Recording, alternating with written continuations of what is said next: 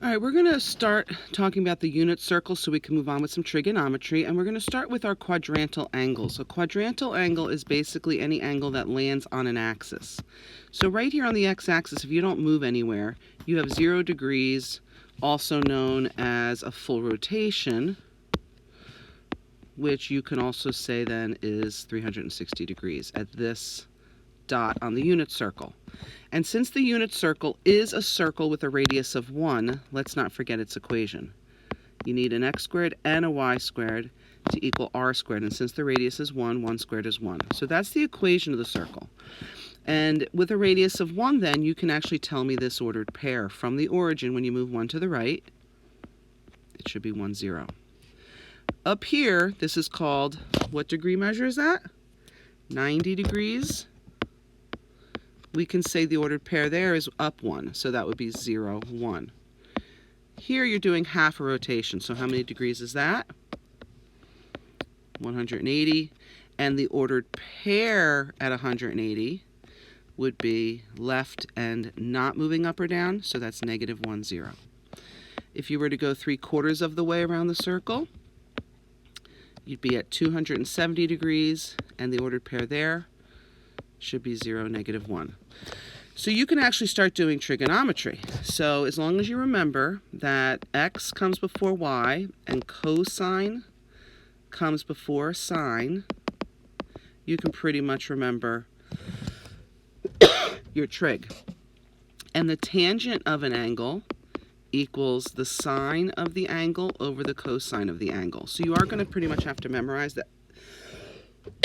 You are going to have to memorize that pink. So we can actually start doing trig, which is pretty exciting. If I said to you, hey, what's the cosine of 90 degrees? We know SOHCAHTOA, cosine's adjacent over hypotenuse. And in this case, for cosine, we are just going to look at the fact that cosine on a unit circle is basically x. So all we have to do is look on the x value at 90 degrees. And the x value, of course, was 0. So you could do this with any quadrantal angle. If I said, what's the tangent of 270? Well, tangent by definition is sine over cosine, which is the same as saying y over x. So at 270, the y value is negative 1 and the x value is 0. Now the problem with that is you can't have 0 in the denominator, so this is undefined. If you tried to put these into your calculator right now, in degree mode, you'll see cosine of 90 degrees is 0, and you will see tan of 270 is undefined. Your calculator might say error, can't divide by 0, something of that nature. Okay, so you try one. If I said, what's the sine of 180 degrees? You can do this now. You know, sine essentially is y, and at 180 degrees, the y value is 0. So now you can do some trig.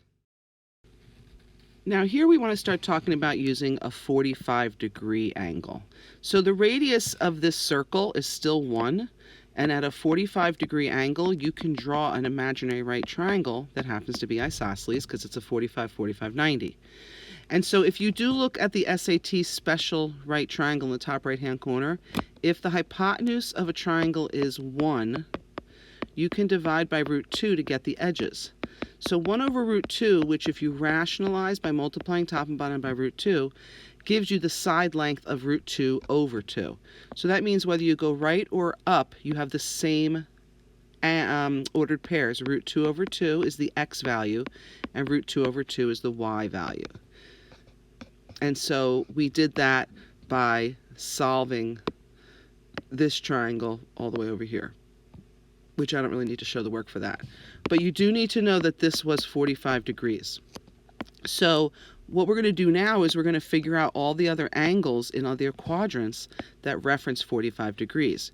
Because if you figure out what references 45 degrees this way, it's the same ordered pair as the one in quadrant 1, except you went left, so the x is negative and the y is positive. It also works here, but you went left and you went down, so they're both negative. And over here, the signs would be different. Since you went right, you have a positive, and since you went down, you have a negative.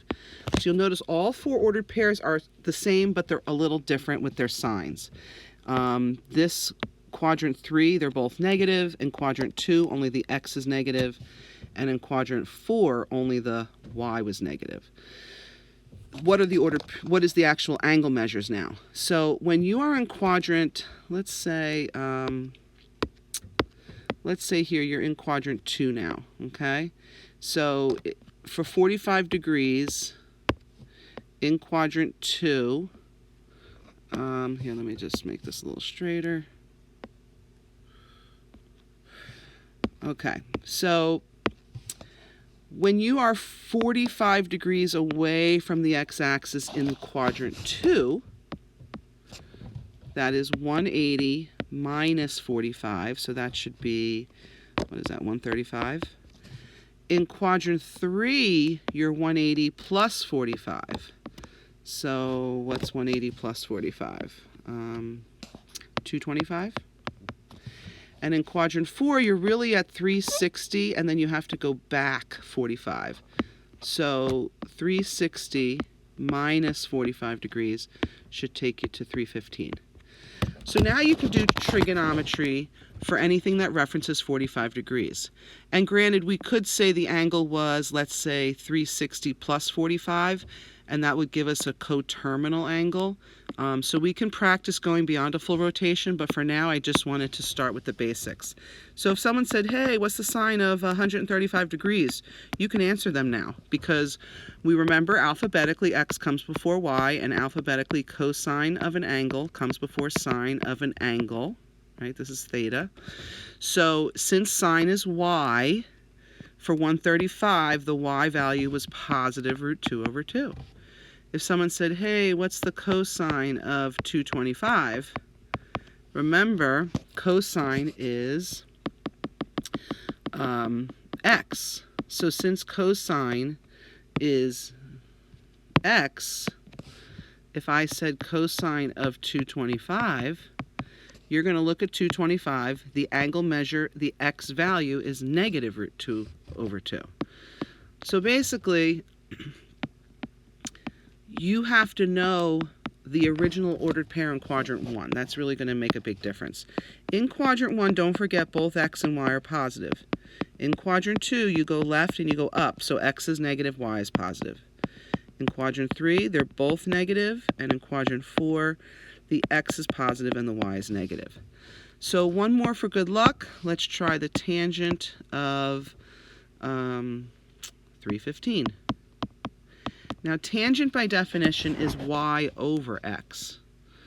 So you take the y value and the x value at 315 and you put them over each other. So the y value was the negative root 2 over 2, and the x value was regular positive root 2 over 2. It is the same number. Anything divided by itself is 1. Just can't forget that it would be negative 1 in this. All right, let's say we wanted to start thinking about a 30-degree angle now, right about here. This 30-degree angle still has a hypotenuse of 1. So you can use SAT information right here that if the hypotenuse is 1, then x would be 1/2, and x is the distance across from 30 degrees. So with all that said, we could say that the ordered pair at 30 degrees has a height of 1/2. So that's the y value. And the x value is that distance times the square root of 3. So some people just like to write root 3 over 2. So you're going to actually have to remember for 30 degrees that the ordered pair is root 3 over 2 comma 1 over 2. Now you're going to need to know what other angles use the 30-degree ordered pair of root 3 over 2 comma 1/2. So in quadrant 2, you start at 180 and you take away 30 degrees, right? What angle is that? Should be 150. If you were in quadrant 3, you start at 180 and you add 30. That should be 210. And if you don't go all the way to 360, 360 minus 30, you have your last angle that references 30 degrees. Okay, now we're going to do it again for 60 degrees. Now 60 degrees, always work off the x-axis, remember, for reference angles. What's nice about 60 degrees, honestly, is it's the same answer as 30 degrees, except it goes over a little bit and then up a lot. So it's the same answers as these, except they are reversed. So it's going to go over a half and then up root 3 over 2. So once you get those scary looking fractions under control, it really won't be that bad. So in quadrant 2, you were at 180 and you referenced 60 away from it. So we never say that we're 30 away from the y-axis. We actually do want to make sure we're always saying how far we are from the x-axis. So if you're referencing 60 degrees from 180, that should leave you at 120. 60 degrees more than 180, that should leave you, what is that, 240? And then 60 degrees below 360 should leave you at 300. So you can actually do all kinds of trigonometry now without a calculator. For instance, if I asked you for what was the tangent of 315. Now, review. X and y, alphabetically, x comes before y, and cosine of an angle alphabetically comes before sine of an angle. And do not forget that the tangent is y over x, or sine of an angle over cosine of an angle. So if I said tangent of 315, I have to know a couple things. I have to know 315. If you look down here now, 315 references 45. And it's in quadrant 4. So since 315 is down here in quadrant 4, we have to remember that the signs in quadrant 4, you can see when you go to quadrant 4, the signs are positive for x and y is negative. So you're still using this ordered pair, you're just looking at the signs in quadrant 4. So once you put this all together, tangent is y over x, so the y value when you go down is negative. So the y value is negative root 2 over 2, and the x value is positive root 2 over 2. And so the tangent of 315 reduces to negative 1. Okay, you try one. Cosine of, let's do 150. So for cosine of 150, you first have to know 150 references 30 degrees, which references this ordered pair. And 150 is in quadrant 2.